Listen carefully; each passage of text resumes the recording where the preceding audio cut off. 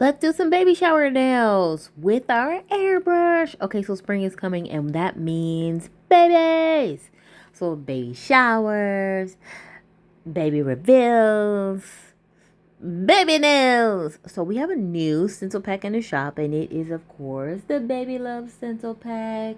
And like I said, it's because babies are actually still being born. So we're using acrylic airbrush paints here. I'm always going to airbrush over a matte top coat because I feel like it gives just a smooth application, whether I use acrylic airbrush paints or gel airbrush paints.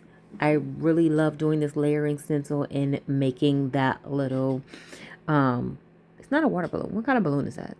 Hot air balloon, yeah. And then we have a clothespin, and of course we got to do shout out to my baby girl. Yeah, the supplies are listed below. Thank you so much for watching, and make sure you like, comment, share, and subscribe. Toodles.